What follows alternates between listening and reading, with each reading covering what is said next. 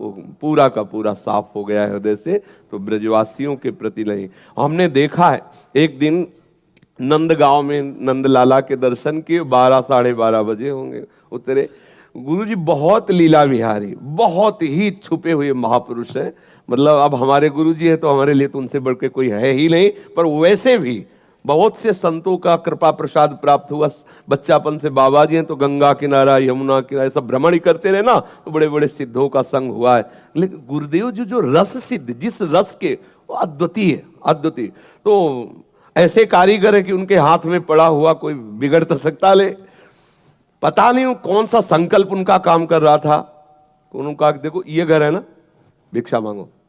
ठीक गए, राधे श्याम, कोई नहीं बोला। फिर राधे श्याम एक बहू निकली लहंगा चुनरी ओढ़े, और जे ही देखा बस शुरू हो गई। मतलब शास्त्र तो कम पड़े होंगे, इतनी गालियां उसने दी। मतलब अब हम बार बार गुरुजी कह रहे खड़े रहो जो कुछ तुम्हारे अंदर वो धुल जाए पूरा, बोले खड़े रहो। तो फिर वो शुरू हुई, न जाने क्या क्या मतलब एकदम। फिर हम खड़े रहे तो गुरुजी ने ऐसे इशारा किया कि फिर बोलो। उनका राधे श्याम। तब सास निकली, बोली एरी ऐसे नहीं मानेगो, दे दे रोटी दे दे। वो घी की चिपड़ी रोटी लाई, ले ऐसे झोली में डाली। हम कहा गुरुजी रोटी मांगना तो बहुत आफत है। बोले ये ब्रजवासियों का कृपा प्रसाद है, सच्चा देहाभिमान नाश इन्हीं से होता है। बोले ब्रज यहाँ के जो संत जन माधुकरी मांगते उसका कारण है ये ब्रजवासी जन उतार के रख देते। जितना फुलरा होता ना, हम तपस्वी त्यागी और उनको कोई अपराध नहीं लगता, क्योंकि वो भगवत पार्षद है, वो भगवत पार्षद है। उनको कोई अपराध थोड़ी कि साधु को कह रहे सारे हरामी मोटे सुअर मांगने आ रहा, तेरे को शर्म, ये सब होता है, ये सब चलता है। तो गुरुदेव भगवान जब रोटी पा रहे थे तो उस रोटी से जब आधी आधी दी तो उन्होंने कहा कि जानते हो ये रोटी प्रिया प्रीतम की प्राप्ति कराएगी। ये जो अपमान से मिली हुई जो ब्रजवासियों के टुकड़े हैं ये सीधे भगवत प्राप्ति कराएंगे। तो दोनों बातें ब्रजवासियों के प्रति उनका कटु व्यवहार और उनके पवित्रता पर विचार ना करके ये मेरे आराध्य देव है ऐसा। और फिर अब हमारे मन में आया कि अब बरसाना ठीक है, नंदगांव बहुत कड़ुआ है। अंदर आया, गुरुजी से तो नहीं कहा, पर अंदर बात आई कि लाडली जी के गांव में कभी कोई नहीं गाली देता। वहां तो और बाबा रुक और ले ले, सब्जी ले ले और रोटी। हम कहा यहाँ बड़े अक्खड़ हैं ब्रजवासी नंदगांव के।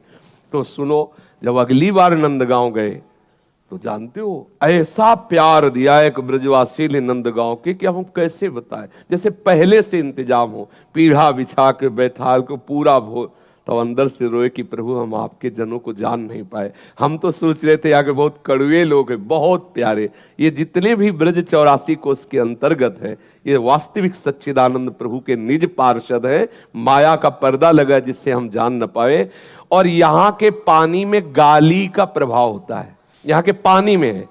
अगर वाणी में माँ बहन की गाली ना आई तो असली ब्रजवासी है नहीं, पक्का समझ लिया अगर असली ब्रजवासी की पहचान देखनी है और उसको छेड़ दो तो चाहे तुम जितने बड़े परमहंस हो 2-4 गाली तो दे ही देगा वो। समझ लेना पक्का ब्रजवासी का खून है। उसे छेड़ दो थोड़ा, हट तो जैसे सारे बहन और माँ की, और फिर ऐसे वो धुल के रख दे, पक्का ब्रजवासी। आप गांव के ब्रजवासी छोरों को देखो, वो आपस में बात करते हैं, तब देख लो भाई भाई से बात कर रहे हैं तो भी 10-5 बार तो निकल ही जाएगा। इस पानी का प्रभाव है कि वाणी में कठोरता का वर्णन, और हृदय इतना द्रवित है पूछो मत। सच्ची बात मानना, ये साक्षात प्रिया प्रीतम के पास जहां 10-20 बच्चे बच्चियां खेलती हुई मेरी लाडली लाल जरूर वहां खेल रहे होंगे।